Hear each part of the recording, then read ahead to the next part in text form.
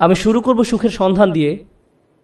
আমি যেটা বলতে চাচ্ছি তা হলো, এটা যদিও চমৎকার একটা উপমা, আর এই জাতির প্রতিষ্ঠাতাদের মনে অবশ্যই ভালো উদ্দেশ্য ছিল, কিন্তু আমি আসলে খুবই অবাক হয়েছি, কারণ কোরআনে সুখের সন্ধান নিয়ে কিছুই বলা হয়নি। কোরআনে সুখের সন্ধান নিয়ে কিছুই বলা হয়নি। খুবই তাজ্জব ব্যাপার। আমি 15 বছর ধরে এটা বুঝতে চেষ্টা করেছি যে কোরআনে কোথায় এই সুখের সন্ধানের কথা বলা হয়েছে। আল্লাহ এই ব্যাপারে কথা বলেননি, কিছুই বলেননি। আর এটা আমাকে ভাবায় যে আধুনিক সভ্যতার জন্য এত গুরুত্বপূর্ণ একটা ব্যাপার, মানুষ সুখী হতে চায়, কিন্তু আল্লাহ এই ব্যাপারে কিছুই বলেননি। কোরআনে এটা বলা নেই কিভাবে সুখের সন্ধান পেতে হবে। আর এটা খুবই আকর্ষণীয় ব্যাপার যে কোরআনের সবচেয়ে বড় যে অনুভূতির কথা বলা হয়েছে তা হলো সন্তুষ্টি। সন্তুষ্ট থাকা, এটাই সব থেকে বড় লক্ষ্য, সুখ নয়। কিন্তু এই দুইটি কিন্তু আলাদা জিনিস। সুখে থাকা আর শান্তিতে থাকা দুটো আলাদা বিষয়। এখন আমি আপনাদেরকে সাইকোলজির ব্যাপারে কিছু বলবো, খুবই আকর্ষণীয় কিছু বিষয়। আর এই তথ্যগুলো আমাদেরকে কোরআনের বাণী বুঝতে আরো বেশি সহায়তা করবে। আর আমার আলোচনার পুরোটাই নিয়ে, আর এই বাণীটি আছে সূরা নাজমের মধ্যে, ওয়া আল্লাইসা লিল ইনসানি ইল্লা মা সাআ, এবং মানুষ তাই পায় যা সে করে। এখন আপনারা আমার সাথে থাকার চেষ্টা করুন। সর্বপ্রথম আর সবচেয়ে ছোট যা মানুষ সন্ধান করে, বিশেষ করে তরুণ প্রজন্ম যা চায়, আমি জানি শ্রোতাদের মধ্যে মনে মনে তরুণ লোক আছেন, কিন্তু আমি এখানে যারা বয়সে তরুণ তাদের বলছি। আমি চাই আপনারা এটা বুঝতে পারুন যে সবচেয়ে তুচ্ছ কিছু যখন জীবনে সন্ধান করা হয়, তখনই আসলে সুখের সন্ধান করা হয়। এটা আসলেই সব থেকে তুচ্ছ। আমি বলছি কেন আমার এই ধারণা। যেমন শনিবারে ঘুম থেকে উঠে বাড়ির কাজ করতে ইচ্ছা করে না, তাই 12টা পর্যন্ত ঘুম দিয়ে ওঠেন আপনি। আপনার তখন কি অনুভূতি হয়? আপনি তখন সুখী। সুখী হওয়া আসলে কষ্টের কিছু না। কোনো ছেলে সারা রাত ভিডিও গেমস খেললো, তার মাথা ব্যথা করে, কিন্তু যেহেতু সে গেম শেষ করতে পেরেছে তাই সে সুখী। কেউ কাজে যাওয়ার আগে ফোন পায় যে আজকে আবহাওয়া খারাপ, তাই কাজে যেতে হবে না, এতেই তার সুখ বোধ করে। সুখ পাওয়া খুবই সহজ, বিশেষ করে ছোট জিনিসের ক্ষেত্রে। অবশ্য সম্পর্কের থেকে সুখী হওয়া এর চেয়ে কঠিন। বাবা মাকে সুখী করা, অথবা বাবা মা যেন আমার উপরে খুশি থাকে, এটা করা কঠিন।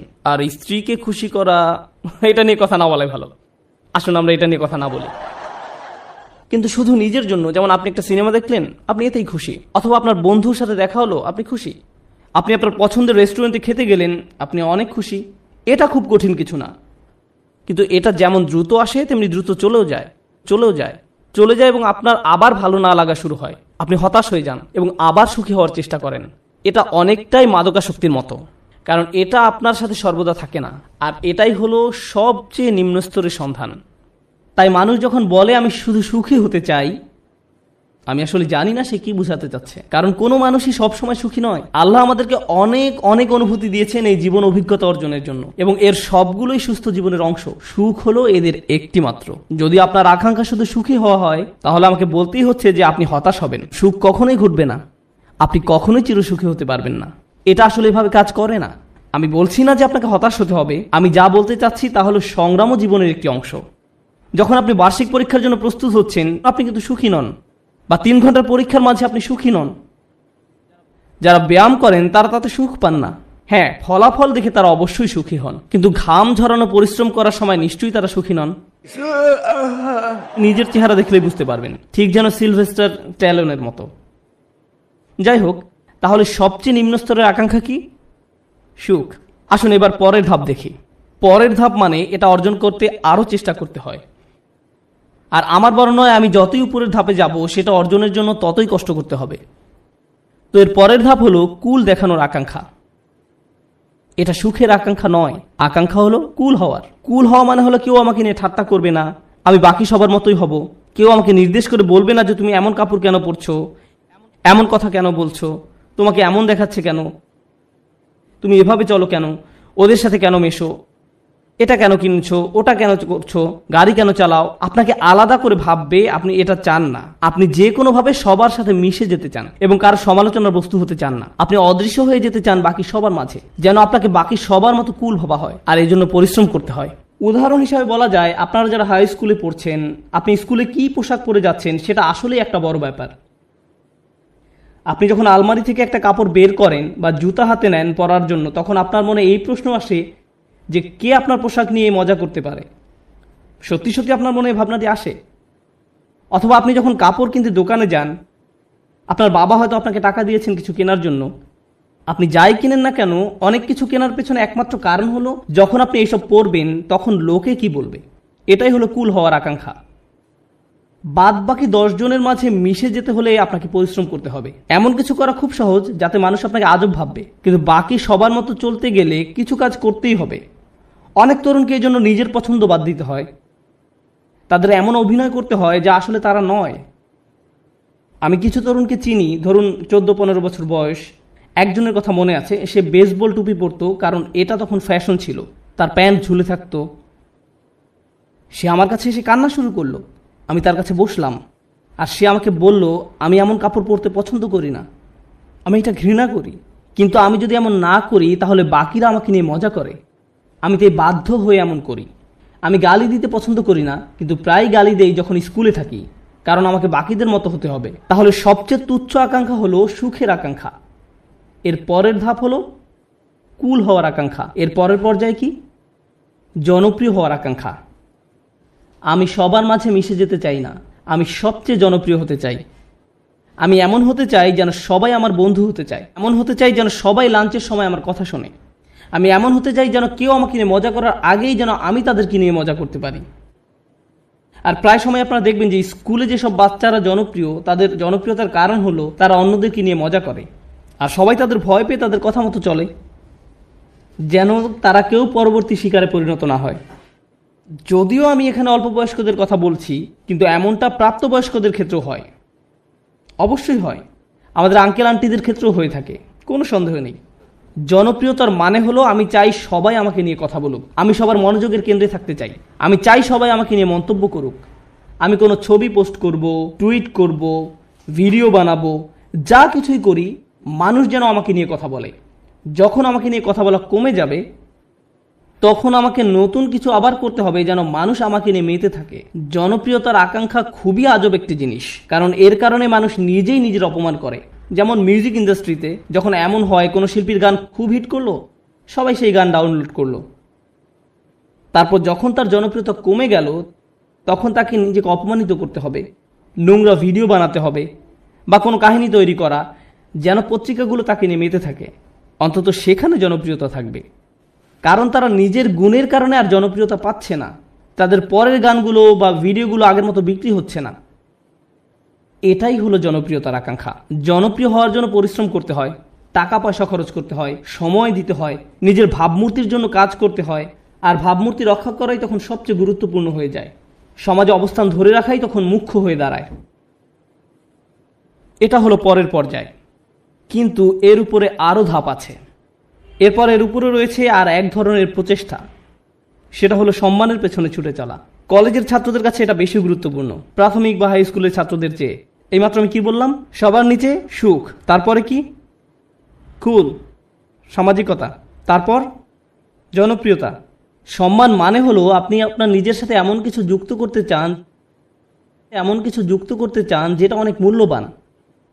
আপনি মানুষকে বলতে চান, জানো আমি হার্ভার্ডে গিয়েছিলাম। আপনি তাদের বলেন না যে আপনি সেখানে সাপ্তাহিক ছুটি কাটাতে গিয়েছিলেন, আপনার বন্ধুর সাথে দেখা করতে গিয়েছিলেন, কিন্তু আপনি আপনার নিজের নামের সাথে একই বাক্যে হার্ভার্ড শব্দটা ব্যবহার করতে ভালোবাসেন। সত্যি কথা হলো আপনি যদি হার্ভার্ডের নবীন ছাত্র হন, আপনি কি অর্জন করেছেন? কিছুই না। আপনি শুধু সেই ভার্সিটিতে পড়েন, কিন্তু আপনি নিজের নামের সাথে একটা সম্মানিত প্রতিষ্ঠানের নাম যোগ করতে পছন্দ করেন। নিজের নামের সাথে একটা মর্যাদাপূর্ণ ব্র্যান্ডের নাম যুক্ত করতে আপনার ভালো লাগে। আপনার নির্দিষ্ট ব্র্যান্ডের পোশাক পরতে ভালো লাগে, এবং যদি ব্র্যান্ডের লেবেল দেখা না যায় আপনি অন্য মানুষের সাথে এমনভাবে কথা বলেন যেন তারা বাধ্য হয়ে প্রশ্ন করে আপনি এটা কোথা থেকে কিনেছেন। আপনি যেন বলতে পারেন যে এটা আরমানি ব্র্যান্ড বা এটা কিছু একটা, কারণ আপনি চান নিজের নামের সাথে সেই ব্র্যান্ডের নাম যুক্ত করতে।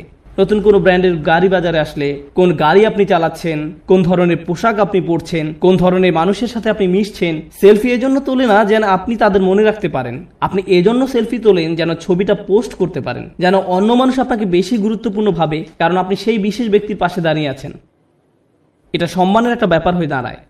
ছবি তোলা যদি শুধু আপনার জন্য হয় দারুণ ব্যাপার, কিন্তু এটা আসলে অন্য মানুষদের জানানো যে আপনি কতটা অসাম, অন্যদের সাথে মিলে কোনো কিছু অর্জন করতে পারার জন্য নয়। কিন্তু মুসলিম সমাজে অন্য এক ধরনের মর্যাদা আমাদের বাবা মারা অনেক সময় পান, আর তা হলো তারা তাদের সন্তানকে হাফেজ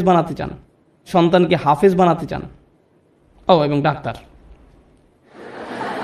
আর যদি হয় হাফেজ ডাক্তার, তাহলে তো কথাই নেই, তারা দিন ও দুনিয়া দুটোই পেয়ে গেছে। রব্বানা আতিনা ফিদ দুনিয়া হাসানা ওয়া ফিল আখিরাতি হাসানা, কাজ এখানেই হয়ে গেছে। কিন্তু তারা মানুষকে বলতে পছন্দ করে যে জানো সে একজন হাফেজ।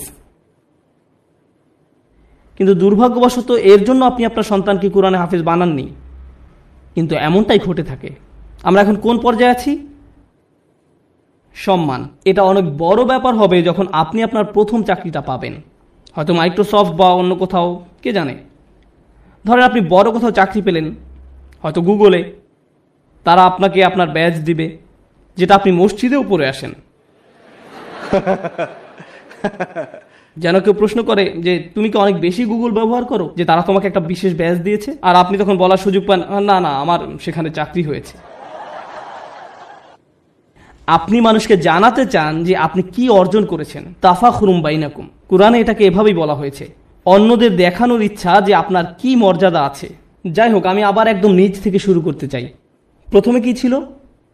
সুখ। দ্বিতীয় সামাজিকতা। তৃতীয় জনপ্রিয়তা। চতুর্থ সম্মান। তার উপরে টাকার পিছনে ছুটে চলা। কিছু মানুষ আছে যারা সুখকে পাত্তা দেয় না, তারা সামাজিকতার কথা ভাবে না, তারা জনপ্রিয়তা চায় না, এমনকি সম্মানও নয়। একটা জিনিসকে তারা গুরুত্ব দেয়, আর সেটা হলো টাকা। তারা জানে কিভাবে অনেক টাকা উপার্জন করতে হয়। এই মানুষগুলো ময়লা জামা, পুরনো ছেঁড়া জিন্স পরে থাকে, 88 মাজদা মিয়াটা গাড়ি চালায়, কিন্তু এই সব নিয়ে তাদের কোনো ভ্রুক্ষেপ নেই, কারণ তারা মাসে $10 মিলিয়ন উপার্জন করে। আমার এমন মানুষের সাথে দেখা হয়েছে যারা বছরে শত শত মিলিয়ন ডলার উপার্জন করে, এবং আপনি বুঝবেনই না সেটা, কারণ তার চুল উস্কো খুস্কো, তার মধ্যে এক অন্যরকম ভাব আছে যে সে ব্যস্ত, বা ব্যস্ততার জন্য নাও হতে পারে, কারণ সে এগুলো পাত্তাই দেয় না। সে শুধু জানে কিভাবে ব্যবসা করতে হয়। ব্যবসায় সে একটা বিস্ময়, আর সেটা নিয়েই সে শুধু চিন্তা করে। সেখানে এটাই চিন্তা করে যে বিক্রয় কিভাবে বাড়ানো যায়, কিভাবে ব্যবসার আরো সম্প্রসারণ হবে, কিভাবে আমি নতুন ওয়্যার হাউস খুলবো। সুবহানাল্লাহ, তারা অবিশ্বাস্য ধরনের মানুষ। যাই হোক, ময়ের উপরে উঠলে কি আরো কঠোর পরিশ্রম করতে হয়। সুখী হতে কোনো পরিশ্রম করতে হয় না, সবার মতো হতে কিছু পরিশ্রম করতে হয়, জনপ্রিয় হতে আরো কিছু কাজ করতে হয়, সম্মান বা সম্মানিত কিছুর সাথে জড়িত হওয়ার জন্য আরো শ্রম দিতে হয়, অনেক টাকা কামাতে হলে অনেক শ্রম দিতে হয়। এক অবিশ্বাস্য রকমের কর্মস্পৃহা লাগে, তারা কোনো বিরতি নেয় না। এর উপরে উঁচু স্তর আছে। যাই হোক, আমি যখন বলছিলাম কিছু একটা করতে বেশি শ্রম দিতে হয়, যখনই আমি কোনো উঁচু লেভেলের কথা বলি, আপনাকে সেখানে যেতে বেশি কষ্ট সহ্য করতে হবে, আপনাকে যন্ত্রণা সহ্য করতে হবে সেখানে পৌঁছাতে। সুতরাং আমরা এখন টাকার উপরে লেভেলে আছি, আর টাকার উপরে সেই মানুষটা শুধু 1 নম্বর হতে চায়। তারা যে কোনো কাজে চরম উৎকর্ষতা অর্জন করতে চায়, তারা অন্যদের ছাড়িয়ে যেতে চায়। আমি শুধু আমার কোম্পানির প্রোগ্রামার হতে চাই না, আমি এই কোম্পানির শীর্ষস্থানীয় প্রোগ্রামার হতে চাই। আমি শুধু এই ক্লাসের ছাত্রই হতে চাই না, আমি 1 নম্বর হতে চাই। আমি শুধু এসএটি পরীক্ষায় বেশি নম্বর পেতে চাই না, আমি সর্বোচ্চ নম্বর পেতে চাই। আমি শুধু বাস্কেটবল খেলোয়াড় হতে চাই না, আমি NBA তে যেতে চাই, আর আমি MVP হতে চাই। কখনোই খুশি হতে পারে না। তারা শুধু নিজেদেরকে আরো কঠোর পরিশ্রম প্রচেষ্টা চালাতেই থাকে, তারপরেও তারা নিজেদেরকে নিয়ে সন্তুষ্ট হতে পারে না। এই ধরনের মানুষরা তাদের কাজে চরম উৎকর্ষ অর্জন করতে সক্ষম হয়, সেটা পড়াশোনায় হোক, শরীরচর্চায় হোক, বা অ্যাথলেটিক হোক, তাদের কর্মক্ষেত্রে, তাদের গবেষণা যাই হোক না কেন, তারা তাদের শীর্ষস্থান অর্জন করা চাই। তাদের 1 নম্বর হতে হবে। নিজেদের নিয়ে কখনোই খুশি হতে পারে না। তারা নিজেদেরকে কার সাথে তুলনা করে, এটা জানা খুব গুরুত্বপূর্ণ। নিজেকে তারা গতকালকের সাথে তুলনা করে। তারা আর কাউকেই পাত্তা দেয় না, কারো দিকে তাকায় না। তারা জানে তারা আরো ভালো করতে পারে, তাই তারা কখনোই সন্তুষ্ট হতে পারে না। তারা কখনো কাজ না করে বসে থাকে না। তারা সব সময় বলতে থাকে আমাকে আরো কাজ করতে হবে। অন্য সবাই হয়তো বলবে আপনি সত্যি বিস্ময়কর, কি চমৎকার কাজ করেছেন আপনি, তো তাতে কি, আমি জানি এর চেয়েও ভালো করার ক্ষমতা আমার আছে। তাই তারা মানুষের প্রশংসা, সুনাম কিছুকেই গুরুত্ব দেয় না। যারা ভাবে যে তারা আসলে দারুণ কাজ করছে, কিছুকেই গুরুত্ব দেয় না। তারা চেষ্টা করেই যায়। আর এমন একটা উদাহরণ হলো মাইকেল ফেলপস, ঠিক কিনা? কত মানুষ তার প্রশংসা করেছে সব রেকর্ড ভেঙে ফেলার জন্য, কিন্তু আপনার কি ধারণা যে সে বসে ভাবছে আমি তো রেকর্ড ভেঙেছি, এখন আমার সম্মান আছে, তাই আমি এখন কিছুটা অবসর নিতে পারি? সে কি অর্জনের চেষ্টা করেছে? উৎকর্ষতা। তাই সে কখনোই সন্তুষ্ট হতে পারবে না। সে চেষ্টা করতেই থাকবে, মেশিনের মতো সামনে যেতেই থাকবে আরো দ্রুত গতিতে। এমন মানুষ দুনিয়াতে খুব কমই আছে, খুবই কম। অনেকেই এখানে বসে আছেন যারা স্কুলে পাশ করার গ্রেড পেলেই খুশি। তখনই তারা সুখের খোঁজে প্লে স্টেশন নিয়ে খেলতে বসে যায়। আবার এমনও মানুষ আছে যারা 99 পেলেও নিজের উপর অসন্তুষ্ট হয়, কিভাবে আমি এই ভুলটা করলাম। এমনটা সাধারণত ছেলেরা করে না, মেয়েরা করে। উৎকর্ষতা অর্জনের ব্যাপারে কথা বলতে বলতে আরো একটা কথা বলতে চাই, যে আমি জীবিকা অর্জনের জন্য কি করি। আমার সত্যিকার অর্থে কোনো চাকরি নেই, কিন্তু আমার ক্যারিয়ারের একটা অংশ হলো যে আমি কম বয়স্ক ছেলে মেয়েদেরকে আরবি শিখাই। এটা একটা বেশ ইন্টেন্সিভ প্রোগ্রাম। তাদের আরবি কিছুটা শেখাতে 9 মাস লেগে যায়। ক্লাসের অর্ধেক থাকে ছেলে আর অর্ধেক মেয়ে, 30 জন ছেলে 30 জন মেয়ে। মেয়েরা গত 5 বছর ধরেই পরীক্ষায় ছেলেদের চেয়ে অনেক ভালো নাম্বার পেয়েছে, খুবই ভালো করেছে তারা। কিন্তু ছেলেরা ক্রমাগতভাবেই খুশি। মেয়েরা সবসময় মন খারাপ করে থাকে, আমাকে বলে, উস্তাদ আমি জানি আমি 100 পেয়েছি, কিন্তু আমি নিশ্চিত নই যে আমি ঠিকমতো বুঝতে পেরেছি কিনা। এদিকে এক ছেলে 25 নম্বর পেয়েছে আর সে বলছে, ওকে ওকে আমি বুঝতে পেরেছি। আমি পুরোপুরি ভিন্ন প্রজাতির মানুষদের সাথে কাজ করছি একই ক্লাসরুমের মধ্যে, তাদের পুরোপুরি ভিন্ন মন মানসিকতা। তাই আমার ছেলেদের বলতে হয় যে মন দাও, অপদার্থ কোথাকার, তুমি বোঝোনি, কিছু কাজ করো। আর এদিকে মেয়েদেরকে আমার বলতে হয়, শান্ত হও, তুমি ঠিকই বুঝতে পেরেছ। আমি তো ছেলেদেরকে বলতে পারি না হালকাভাবে নিতে, কারণ এর চেয়ে বেশি হালকাভাবে নেওয়া যায় না, এটা সম্ভব নয়। সুতরাং আমরা কোথায় পৌঁছেছি, কি নিয়ে কথা বলছিলাম? ও ঠিক আছে, আমাকে একটু সাহায্য করুন। একদম নিচ থেকে আবার শুরু করতে চাই। সুখ, সামাজিকতা, জনপ্রিয়তা, সম্মান, টাকা, উৎকর্ষ। উৎকর্ষের উপর কি থাকতে পারে? উৎকর্ষের উপরও একটা কিছু আছে, আর সেটা হলো প্রভাব। আমি কি পেলাম সেটা গুরুত্বপূর্ণ নয়। আমি গুরুত্ব দেই না যদি আমি অন্যদের চেয়ে বেশি টাকা উপার্জন করি। আমি পাত্তা দেই না যদিও আমি 1 নম্বর। আমার কাছে সেটা গুরুত্বপূর্ণ নয়। আমি অন্যদের জন্য কিছু করতে চাই, আমি একটা উত্তরাধিকার রেখে যেতে চাই। যখন আমি চলে যাব দুনিয়ার বুকে আমি আমার চিহ্ন রেখে যেতে চাই, যে আমি কিছু একটা করেছি যেটা এই জায়গাটাকে অন্যদের জন্য আরো ভালো জায়গায় পরিণত করেছে। আমি প্রভাব বিস্তারকারী ব্যক্তি হতে চাই অন্য জিনিসের উপরে এবং অন্য মানুষের উপরে, আমার চারপাশের পরিবেশের উপরে। আমরা এখন অমুসলিমদের কথা বলছি, আমরা এখন বিশ্বাসীদের কথা বলছি না। আমরা জানি এমন মানুষ আছে যারা MBA শেষ করেছে সবচেয়ে ভালো ভার্সিটি থেকে, যারা হয়তো লাখ টাকা স্যালারি পেতে পারতো ভার্সিটি থেকে বের হয়ে, তারা সেই বেতন ত্যাগ করে এমন প্রতিষ্ঠানে যোগ দিচ্ছে যারা সামাজিক দায়বদ্ধতার জন্য কাজ করে। তারা অনেক কম বেতন নিচ্ছে কারণ তারা টাকায় বিশ্বাস করে না, তারা অনেক বেশি প্রভাবের উপর বিশ্বাস করে। তাই তারা বরঞ্চ এমন প্রতিষ্ঠানের সাথে কাজ করছে যারা শিক্ষা পদ্ধতিকে পুনর্গঠন করতে সাহায্য করছে। বা কোনো ডাক্তার যে হয়তো অনেক টাকা উপার্জন করতে পারতো, যে রেসিডেন্সি শেষ করে কাজে যোগদান করতে প্রস্তুত, সেই সময় সিদ্ধান্ত নিল যে সে 3 বছর ডক্টরস উইদাউট বর্ডার্স NGO-তে কাটাবে। আপনি এমনটা শুনেছেন কখনো? আপনার জীবনের ঝুঁকি থাকে এদের সাথে কাজ করতে। যুদ্ধ বিধ্বস্ত অঞ্চলেরা মানবিক কাজ করে। কিন্তু কেন এই ছেলেটা যাচ্ছে, কেন এই মেয়েরা যাচ্ছে? কারণ পয়সা আসা শুরু করলে আমি কোন ধরনের গাড়ি কিনবো সেটা নিয়ে দুশ্চিন্তা না করে সে বেশি চিন্তিত পৃথিবীতে সে কি প্রভাব রেখে যেতে পারবে সেটা নিয়ে। তারা সাহায্য করতে চায়, তারা ভালো কিছু করতে চায়।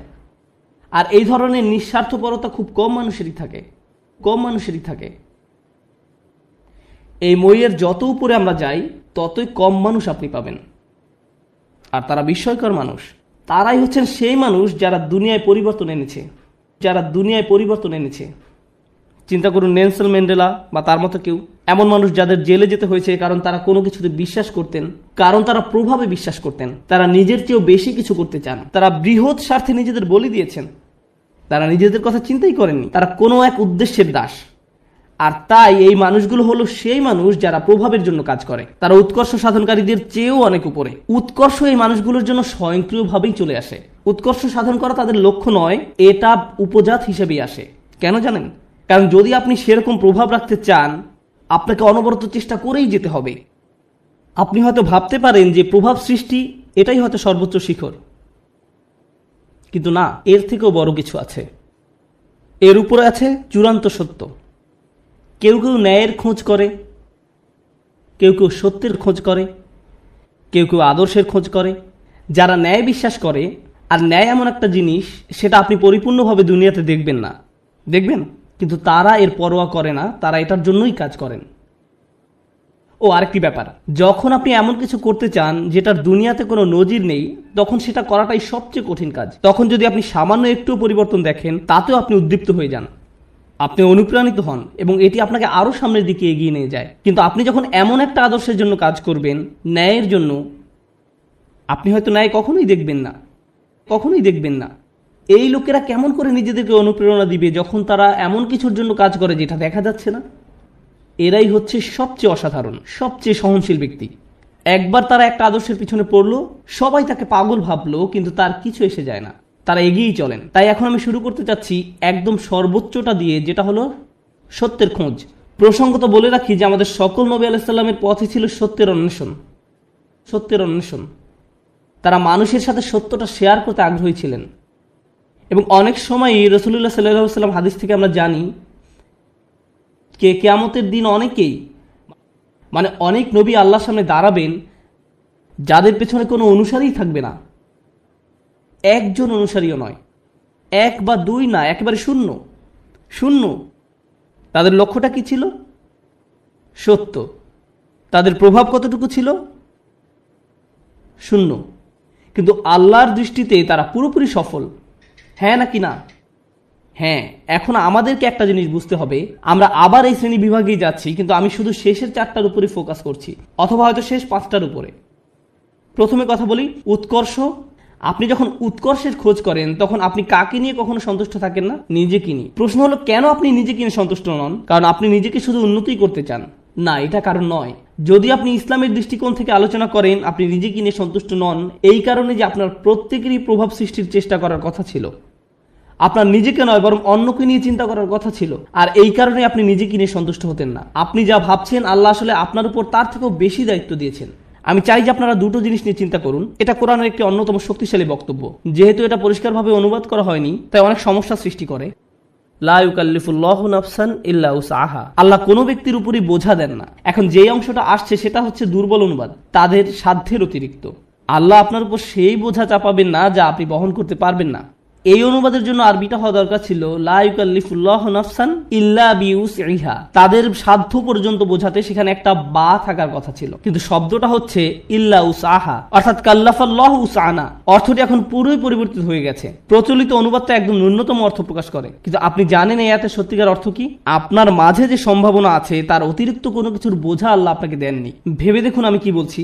আল্লাহ আপনাকে এমন কিছু বোঝা দেননি যেটা আপনার মাঝে যেই সম্ভাবনা আছে তার অতিরিক্ত। আপনার মাঝে কি আরো উন্নতি করার সম্ভাবনা আছে? হ্যাঁ। আপনি কি আরো বেশি করতে পারতেন? হ্যাঁ। এবং যেটা করতে পারেন কিন্তু করেননি, আল্লাহ আপনাকে সেটার জন্য জিজ্ঞাসাবাদ করবেন। শুধু একদম ন্যূনতম দায়িত্বটুকু নয়, বরং সর্বোচ্চটুকু। আল্লাহ চান যে আপনি নিজেকে উন্নত করতে থাকুন এবং দেখান যে আপনি আসলে কতটুকু নেয়ার জন্য তৈরি ছিলেন। এটাই হচ্ছে এখানে প্রচেষ্টার ধারণা। আমরা সুখের অন্বেষণে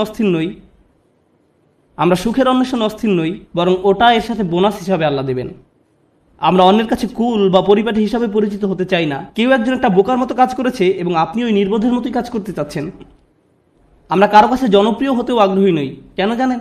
কারণ সবার যাদের জীবনের উদ্দেশ্য সম্পর্কে কোনো ধারণা নেই, আপনি তাদের মাঝে জনপ্রিয় হতে চান মানে হচ্ছে আপনি তাদের মাঝে সবচাইতে বোকা। আমরা সম্মানের কাঙালও নই, কারণ আমরা জানি সম্মান আসে আল্লাহর তরফ থেকে। অনেক নবী ছিলেন গৃহহীন, কিন্তু তাদের সম্মান ছিল। নবীদেরকে মানুষরা ধিক্কার দিত, কিন্তু তারপরও তাদের ছিল উচ্চ সম্মান। এখন আমাদের কাছে সম্মানের সংজ্ঞাটাই ভুল। আমরা ভুল জিনিসের সাথে এটাকে জড়িয়ে ফেলেছি। ঠিক আছে? যখন উৎকৃষ্ট হবার চেষ্টা করার ব্যাপার আসে, আমাদের মুসলিমদের মাঝারি ধরনের জিনিসে সন্তুষ্ট হবার অবকাশ নেই, কোনো সুযোগ নেই। আপনি একজন মুসলিম হিসেবে নিজেকে আরো উন্নত করার জন্য ক্রমাগত চেষ্টা করতে থাকবেন। আপনি যে কাজই করে থাকেন না কেন, আপনি যদি মুখস্থ করে থাকেন তাহলে আপনি আরো বেশি মুখস্থ করার চেষ্টা করুন। আপনি যদি পড়াশোনা করে থাকেন তাহলে আরো বেশি পড়াশোনার চেষ্টা করুন। আপনি যদি কাজ করে থাকেন তাহলে আপনি আরো বেশি কাজ করার চেষ্টা করুন। আপনি যদি স্বেচ্ছাসেবী হয়ে থাকেন তাহলে আরো বেশি স্বেচ্ছাসেবা করার চেষ্টা করুন, বিশেষভাবে যখন আপনার বয়স কম। কারণ এখন দায়িত্ব অনেক কম। কিন্তু আমার হোমওয়ার্ক আছে, হ্যাঁ, কিন্তু সেটা এমন কোনো দায়িত্ব নয়। দায়িত্ব তখনই আসবে যখন আপনি বিয়ে করবেন, যখন আপনার সন্তান থাকবে। এখন আপনি মুক্ত। এখন আপনার যে স্বাধীনতা আছে সেটা জীবনের আর কোনো পর্যায়েই থাকবে না। পেছনে বসে ভিডিও গেমস খেলার সময় নয় এটা। এখন শুধু বসে থেকে মুভির পর মুভি দেখার সময় নয়। এখন সময় নয় যে নতুন অ্যাভেঞ্জার্স বা এরকম কিছু নিয়ে আপনি ব্যস্ত থাকবেন, এটা সেই সময় নয়। পুরো পৃথিবী অপেক্ষা করছে আপনি কি প্রভাব ফেলবেন দুনিয়াতে সেটার জন্য। আপনি এমনি বসে সময় নষ্ট করতে পারেন না।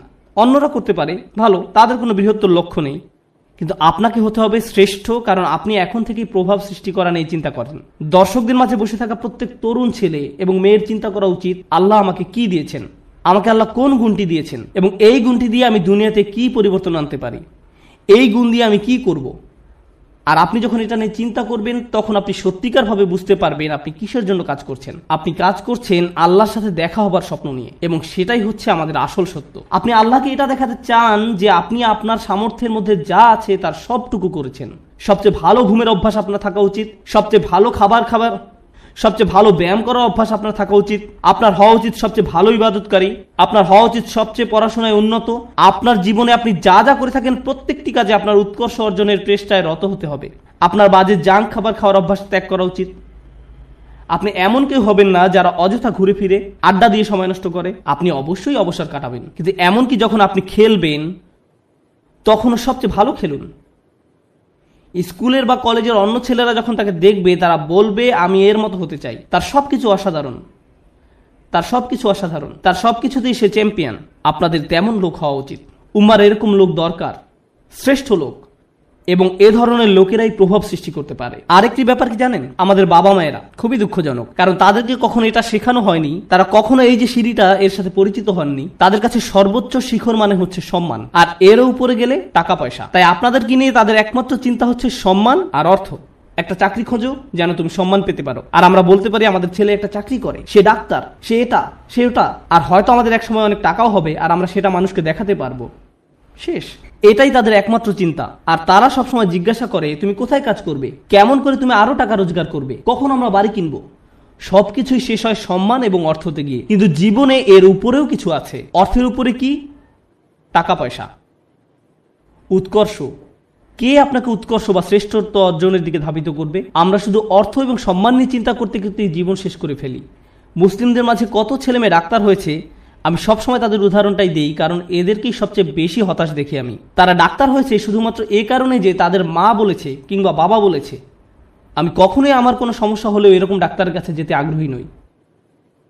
আমি বরং এমন কারো কাছে যাব যে ডাক্তার হয়েছে কারণ তারা মানবতার সেবা করতে চায়, তারা তাদেরকে নিয়ে চিন্তা করে, তারা দুর্নীতিগ্রস্ত ইন্স্যুরেন্স কোম্পানি থেকে পরবর্তী টাকা আসার অপেক্ষা করে না, তারা আসলে মানবতা নিয়ে চিন্তিত। আমি এ ধরনের ডাক্তারের সাথে সম্পর্ক রাখতে, নিজে এবং বাচ্চাদেরকে নিয়ে যেতে আগ্রহী। প্রভাব সৃষ্টিকারী ব্যক্তি। এখন এই ব্যাপারে আমার শেষ কথা, লাইসা লিল ইনসানি ইল্লা মা সা। মানুষের কিছুই থাকবে না শুধুমাত্র তারা যে চেষ্টা করেছে তা ছাড়া। আবার শুরু করি। সুখের সন্ধান, কুল, সামাজিক বা পরিবারটি হওয়ার বাসনা, জনপ্রিয় হবার আকাঙ্ক্ষা, সম্মান পাবার আকাঙ্ক্ষা, অর্থপ্রাপ্তির আকাঙ্ক্ষা, উৎকর্ষ লাভের আকাঙ্ক্ষা, প্রভাব সৃষ্টিকারী হবার ইচ্ছা এবং সত্য পাবার প্রচেষ্টা। জানেন আল্লাহর কাছে সবচেয়ে মূল্যবান কোনটি? এই সব কিছুর মাঝে আল্লাহর কাছে সবচেয়ে প্রিয় হচ্ছে আপনার প্রচেষ্টা। অর্থ নয়, প্রভাব না, শ্রেষ্ঠত্ব না, এই সব কিছুই আসবে, কিন্তু আল্লাহ আপনার কাছ থেকে যেটা দেখতে চান সেটা হচ্ছে প্রচেষ্টা। আমি আপনাদের বলেছি নবী আলাইহিস সালামদের কথা, যারা শেষ বিচারের দিন আল্লাহর সামনে দাঁড়াবেন কতজন উম্মত নিয়ে? 0। কিন্তু তারপরেও আল্লাহ তাদেরকে জান্নাতের সর্বোচ্চ আসনে আসীন করবেন, কারণ আল্লাহ সম্মান জানাবেন তাদের প্রত্যয়কে, তাদের প্রচেষ্টাকে, তাদের চারিত্রিক দৃঢ়তাকে। তারা কঠিন সময়ে পড়েছিলেন এবং তারা সেটা মোকাবেলা করেছেন। যদি আপনি নূহ আলাইহিস সালামের প্রতি বছরের একটা প্রোগ্রেস রিপোর্ট দেখতে চান, চলুন একটা গ্রোথ চার্ট বানিয়ে দেখি কতজন মানুষ মুসলিম হয়েছে প্রতি বছর, যেমনটা করা হয় প্রতি বছর প্রতিবেদনে। কতজন মানুষ মুসলিম হয়েছে প্রতি বছর? 950 বছর। চার্ট নিশ্চয়ই ঊর্ধ্বমুখী ছিল না, বরং সেটা ছিল অপরিবর্তনশীল, এমনকি কখনো কখনো হয়তো নিম্নমুখীও ছিল। কেউ হয়তো ইসলামের খুব কাছাকাছি এসেছে, আবার দূরে সরে গেছে। এর মানে কোনো প্রভাব তৈরিই হয়নি। আমরা নূহ আলাইহিস সালামের কোন জিনিসটাতে এত সম্মান করি? ক্রমাগত প্রচেষ্টা। আমাদেরকে হতে হবে ক্রমাগত প্রচেষ্টারত এবং প্রত্যয়ী মানুষ। আল্লাহর সামনে দাঁড়ানোর মতো কিছুই থাকবে না যদি আমাদের এই প্রচেষ্টাটুকু না থাকে। তরুণরা দয়া করে মনোযোগ দিয়ে শুনেন আমি কি বলছি। একটু চিন্তা করো, তোমার জীবনের সার্থকতা কোথায়? যদি তোমার জীবন মনে হয় শুধু একটা ভিডিও গেম থেকে অন্য ভিডিও গেম, যদি তোমার জীবন মানে হয় শুধু টিভি শো এর একটা পর্ব থেকে অন্য পর্ব, তুমি কিসের জন্য চেষ্টা করছো? এতে কি আসে যায় যদি তুমি একটা ভিডিও গেমে ট্রফি জিতো অথবা 100% সিনক্রোনাইজেশন পাও? এতে কি আসে যায়? কি এমন হবে এতে? পৃথিবীর জন্য তা কোনো পরিবর্তনই আনবে না। তুমি কতগুলো পুশ আপ করতে পারো এটা কেউ গুরুত্ব দেয় না। তোমাকে এর চেয়ে বেশি কিছু চিন্তা করতে হবে, এর চেয়ে বড় উচ্চ মর্যাদাশীল কিছু চিন্তা করতে হবে। এবং যখন তুমি সেটা করা শুরু করবে, আল্লাহ তোমাকে সুখ দিবেন। যখন তুমি সত্যিকার অর্থে চেষ্টা করবে, জীবনটা তখন অর্থবহ হবে। আর জীবনটা যখন অর্থবহ হবে, সুখ এবং আনন্দ এনে দেবে। যখন তোমার জীবনে কোনো প্রচেষ্টা থাকবে না, তখন জীবনের কোনো অর্থ তুমি খুঁজে পাবে না। তুমি তখন কোনো কিছুতেই কোনো সুখ বা আনন্দ খুঁজে পাবে না। তুমি যতই গান শোনো, তুমি যতই ঘুরতে বেড়াতে যাও, যতই পার্টি করো, তোমার জীবনে কখনোই সুখের দেখা পাবে না। তোমার সব সময় বিরক্ত লাগবে, নিজের কাছে নিজেকে ভালো লাগবে না। গুরুত্বপূর্ণ হচ্ছে প্রত্যয়, যেটা তোমাকে উপলব্ধি করতে হবে। তোমাদের তরুণ প্রজন্মকে হতে হবে অসম্ভব, অসম্ভব এবং অসম্ভব প্রত্যয়ী। আল্লাহ বলছেন ওয়ান্না সায়াহু সাওফা ইউরা। আমার খুবই পছন্দের একটি আয়াত, এবং আমি এই আয়াতটি দিয়ে শেষ করতে চাই। এবং তার প্রচেষ্টা বা প্রত্যয় খুব শীঘ্রই দেখা যাবে। তার চেষ্টা খুব শীঘ্রই কি দেখা যাবে। এ প্রসঙ্গে আমি বলতে চাই, তুমি যখন কাউকে তোমার রিজিউম দেখাও, আমি অমুক স্কুল থেকে গ্র্যাজুয়েট হয়েছি, আমি অমুক অমুক জায়গায় কাজ করেছি, অমুক অমুক প্রজেক্টে কাজ করেছি, তখন তুমি তোমার রিজিউমে লেখো তোমার রেজাল্ট নাকি তোমার প্রচেষ্টা? তুমি তোমার প্রচেষ্টার কথা লিখো না, তুমি লিখো তোমার রেজাল্টের কথা। তুমি লেখো না যে তুমি আসলে অনেক কঠোর পরিশ্রম করেছো ফাইনাল সেমিস্টারে এবং পরীক্ষাটা দিতে গিয়ে অর্ধমিত হয়ে গিয়েছিলে। এগুলো তুমি তোমার সিভিতে লেখো না। তুমি লেখো তুমি অমুক অমুক প্রজেক্টে কাজ করেছো, কিন্তু এটা লেখো না যে তোমাকে অনেক অনেক কষ্ট করতে হয়েছে। তাই নয় কি? শুধু তাই নয়, কিছু কিছু সময় তুমি অনেক অনেক চেষ্টা করো কিন্তু তুমি পাস করতে পারো না। অথবা এরকম যে তুমি অসম্ভব রকমের চেষ্টা করেছো একটা প্রজেক্টের জন্য, কিন্তু সেটা সফলভাবে শেষ করতে পারোনি। অথবা তুমি তোমার আশানুরূপ গ্রেড পাওনি, যেটা তোমার পাওয়া উচিত ছিল। আমরা মানুষেরা মানুষকে কিসের ভিত্তিতে বিচার করি? আমরা মানুষকে বিচার করি রেজাল্ট দিয়ে। আমার এতে কিছু যায় আসে না যে তুমি কতটা চেষ্টা করেছো, তুমি আমাকে ফলাফল এনে দিতে পারোনি। আমার এতে কিছুই আসে যায় না যে তুমি কতটা চেষ্টা করেছো, তুমি পাশ করতে পারোনি, গ্রাজুয়েট হতে পারোনি। বুঝতে পেরেছো ব্যাপারটা? কিন্তু আল্লাহ তোমার বিচার তোমার রেজাল্ট দিয়ে করবেন না। আল্লাহ তোমার বিচার করবেন কিসের ভিত্তিতে? প্রচেষ্টা। আল্লাহ বলছেন এবং তার প্রচেষ্টা, তার অধ্যবসায়গুলো খুব শীঘ্রই দেখা যাবে। এটা একটা অসাধারণ ব্যাপার, কেননা পৃথিবীর বুকে কোনো মানুষই আমার প্রচেষ্টা দেখবে না, কোনো মানুষই আমার প্রচেষ্টা দেখবে না। আমি তোমার প্রচেষ্টা দেখব না, অথবা তুমি আমার প্রচেষ্টা দেখবে না, কিন্তু তিনি হচ্ছেন শুধুমাত্র আল্লাহ, যিনি আমাদের প্রচেষ্টা অধ্যবসায়গুলো দেখবেন। আমরা সবাই দেখি ফলাফল, আমরা হচ্ছি ফলাফল সর্বস্ব মানুষ। আল্লাহ হচ্ছেন বিচারক, যিনি দেখেন প্রচেষ্টা। সুবহানাল্লাহ, কতই না মহান আমাদের প্রভু। কেউ তোমার প্রচেষ্টার মূল্য দিবে না এক আল্লাহ ছাড়া, সুতরাং কখনোই তোমার প্রচেষ্টাকে খাটো করে দেখবে না। মানুষ হয়তো মূল্য দিচ্ছে না তুমি যে কাজগুলো করছো, এবং তুমিও সাথে সাথে ভাবতে শুরু করে দাও যে এগুলোর আসলেই কোনো মূল্য নেই। কিন্তু মনে রেখো, এটা মূল্যবান আল্লাহর কাছে। আল্লাহর কাছে এটা অত্যন্ত মূল্যবান। আজকের আলোচনা ওই অংশটা বিশেষভাবে বোনদের জন্য ছিল, কারণ তারা কঠোর পরিশ্রম করে এবং তাদের মনে হয় এই চেষ্টায় কোনোভাবেই কিছু হবার নয়। ছেলেরা এমন নয়, কারণ ছেলেরা কোনো খাটুনি করে না এবং তারা মনে করে যে আমি অনেক করেছি, আমি কত কঠোর চেষ্টা করেছি। ছেলেরা নিজেদের সাথে মিথ্যাচার বন্ধ করো। তোমাদের নিজেদের এটা বলা বন্ধ করতে হবে যে তুমি যথেষ্ট করেছো। তোমার অলসতা দূর করতে হবে। ভাইরা, শয়তান তোমাদের ধ্বংস করে দিচ্ছে, সে তোমাদের ধ্বংস করছে। তোমরা এত অলস। নিজেদের কাছে যুক্তি দেওয়া বন্ধ করো এবং কাজ করো, বেশি করে কাজ করো, আবেদন করতে থাকো, করতেই থাকো, অন্যদের সাথে এই ব্যাপারে কথা বলতে থাকো, নেটওয়ার্কিং করো। থেমে যে বলো না যে আমি সব রকম চেষ্টা করেছি তারপর ফল পাইনি। না, তুমি সব রকমের চেষ্টা করোনি। উদ্যম হারিও না, এটা করা তোমাদের শিখতে হবে। তোমরা তোমাদের বোনদের কাছ থেকে শিখো। তারা হলো একটু একটু অপেক্ষা করো, আমি তোমাদের ব্যাপারেও বলবো। কিছুক্ষণ পরেই তোমরা আর খুশি হবে না। তোমাদের সমস্যা কি জানো? সুখের সন্ধানের কথা এখন ভুলে যাও। তোমাদের সমস্যা হলো তোমরা সর্বদা নিজেদের ব্যাপারে অনিশ্চিত। তোমরা সবসময় ভাবছো আমি যথেষ্ট নই বা আমি হিসেবের মধ্যেই নেই। হাততালি থামাও। তোমাদের ব্যাপারগুলো সহজভাবে নিতে হবে। তোমাদেরকে বলছি না, তোমাদের এমনিতেই সবকিছু যথেষ্ট। হালকাভাবে নাও। মাশাআল্লাহ, মাশাআল্লাহ। অপরপক্ষে তোমাদের শান্ত হওয়া দরকার। আমার এমন বন্ধুদের সাথে দেখা হয়েছে যারা ইসলাম নিয়ে পড়াশোনা করছে, তারা কোরআন শিক্ষা করছে, কিন্তু আমার এখনো সব শব্দ শেখা হয় নাই। হ্যাঁ, ঠিক আছে ঠিক আছে আন্টি, শান্ত হন। আপনার সব মুখস্থ হয়নি। আল্লাহ আপনাদের ফলাফলে আগ্রহী নয়। তিনি কিসের প্রতি আগ্রহী? তিনি আগ্রহী আপনার প্রচেষ্টায়। আপনার প্রচেষ্টায় ফলাফল নিয়ে উদ্বিগ্ন হওয়া বন্ধ করুন। আপনি আবার ফল নিয়ে খুব দুশ্চিন্তা করবেন না। আপনি এখনো যা জানেন না, যেটা এখনো অর্জন করতে পারেন নাই, সেটা নিয়ে আপনি বড্ড বেশি ভাবেন। অর্জন নিয়ে চিন্তা করা বন্ধ করুন এবং আন্তরিক, অকৃত্রিম, সর্বোচ্চ যতখানি সম্ভব চেষ্টা করে যায়। আমি বলছি এমনটা করলে আল্লাহর কাছ থেকে ফলাফল আসবেই, কিন্তু সেটা তার সময়সূচি অনুযায়ী আসবে, আপনার নয়। দুইজন মানুষ একদম একই পরিমাণে চেষ্টা করবে, কোনো একজন দেখা যাবে তার চেষ্টার ফলাফল নগদে পেয়ে যাবে এবং কাউকে বছরের পর বছর অপেক্ষা করতে হবে সমানভাবে ফল পাওয়ার জন্য। এটা আল্লাহর হাতে।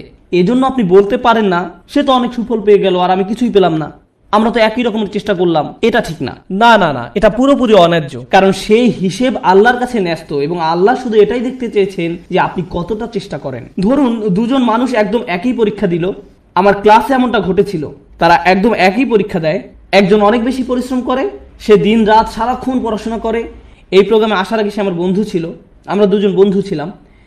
আমি এখন তার শিক্ষক এবং আমি তাকে বলছি যে চলো ঘুরতে যাই। না, আমাকে পড়তে হবে। আমি তোমার শিক্ষক? না না, আমাকে পড়তে হবে, পরীক্ষা আছে। আমি তোমার পরীক্ষা সহজ করে নিব, আমি তোমাকে অতিরিক্ত ক্রেডিট দিব।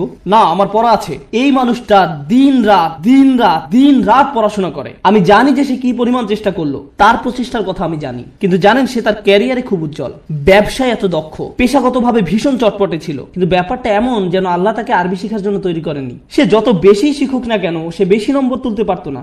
কোন মতো পাশ করতো, কোনো মতেই পাশ করতো প্রতিবারই। আর তার পাশের ছেলেটাই অতিরিক্ত প্রতিভাবান, আমার দেখা সবচেয়ে অলস এক মানুষ। সে ক্লাসে সারাক্ষণ ঘুমাতো, কিন্তু সে প্রত্যেকবারই 99 বা 100 পেত। এতে আমার খুবই রাগ হতো। আমি সেই ছেলেকে শূন্য পেতে দেখতে চাইতাম। আমি চাইতাম যে সে শূন্য পাক, আমি যেন তাকে পরীক্ষার খাতা দিয়ে কঠিনভাবে চড় মারতে পারি। আর যেই মানুষটা পড়তে পড়তে নিজেকে শেষ করে দিচ্ছে, সে পরীক্ষায় ব্যর্থ হচ্ছে। শিক্ষক হিসাবে আমি হতাশ হয়ে গিয়েছিলাম। সেই ছাত্রের অবস্থা তাহলে কি চিন্তা করুন। শিক্ষক হিসাবে আমি হতাশ। কিভাবে সম্ভব যে এই ছেলেটা কোনো চেষ্টাই করে না আর সে ভালো ফল পাচ্ছে, এবং এই মানুষটা যত ধরনের চেষ্টা সম্ভব করছে আর সে কোনো ফলই পাচ্ছে না। মনে হতো যেন এটা অন্যায্য। কিন্তু জানেন কি, যখন এই দুই মানুষ আল্লাহর সামনে এসে দাঁড়াবে এবং দুজনই বলবে যে আমি আল্লাহর জন্য আরবি শিখেছিলাম, হে প্রভু, আমি আপনাকে সন্তুষ্ট করার জন্য আরবি শিখছিলাম, আল্লাহ তখন বলবেন দেখি তোমরা কি করেছো। তাদের মধ্যে একজন দেখাবে 99 আর একজন দেখাবে 20 নম্বর। সেদিন আল্লাহর কাছে কোনটা বেশি মূল্যবান হবে? ও, সেই 20 নম্বর অমূল্য। সেদিন এটা মূল্যাতীত। কারণ আল্লাহ খাতার নম্বর দিয়ে মূল্যায়ন করেন না। তিনি কি দিয়ে মূল্যায়ন করেন? প্রচেষ্টা দিয়ে। সেই 99 মূল্য সেদিন হবে খুব খুব খুব কম। কারণ এটা পাওয়ার জন্য তাকে খুব বেশি চেষ্টা করতে হয়নি। আল্লাহ এভাবেই বিচার করেন। এটা পুরোটাই গুণগত মান সংক্রান্ত, পরিমাণ সংক্রান্ত নয়। মানুষ শুধু পরিমাণ বিচার করতে পারে, আল্লাহ গুণগত মান বিচার করেন। আপনি এখন যা করছেন তার মান বিচার করুন। আপনার যাপিত জীবনের মান নির্ণয় করুন। আপনি যেই দিনটা পার করলেন তার মান। সকালে কি ধরনের নাস্তা আপনি খেয়েছেন, আপনি কার সাথে কথা বলেছেন, আপনি কিভাবে সময় ব্যয় করেছেন, আপনি কি করেছেন, আপনার দিনের মান কেমন ছিল, সেটা আগে ঠিক করুন। এবং ইনশাআল্লাহ তাআলা তবে এই উম্মতের ভবিষ্যৎ খুব উজ্জ্বল। কারণ আপনি একবার যদি পরম সত্যের ব্যাপারে চিন্তা করা শুরু করেন এবং আপনি প্রভাব নিয়ে চিন্তা করা শুরু করেন, তবে এই ঘর থেকে নতুন চিন্তা ভাবনা আসা শুরু করবে, সৃজনশীলতা আসা শুরু করবে, নিত্য নতুন প্রজেক্ট আসা শুরু করবে, যেটা ক্রমান্বয়ে দুনিয়াকে বদলে দিতে পারে, সেটা দুনিয়াকে প্রভাবিত করতে পারে যেমনটা আর কখনো করেনি। মুসলিম তরুণ সম্প্রদায় এটা করতেই সক্ষম। মুসলিম তরুণরা এটা করতে সক্ষম যখন তারা সঠিক সাধনার জিনিসটি খুঁজে পায়। আল্লাহ আযজা ওয়া জাল্লা এই মানুষগুলোকে, এই তরুণ সম্প্রদায়কে, এই উম্মতের বীর পুরুষ করুন যারা সঠিক সাধনার সন্ধান করে। পরবর্তী প্রজন্ম এসে যেন বলে আমি তাদের হারাতে চাই। তারা ছিল যেন স্বর্ণতুল্য মানদণ্ড। বারাকাল্লাহু লি ওয়া লাকুম। আসসালামু আলাইকুম ওয়া রাহমাতুল্লাহি ওয়া বারাকাতুহু।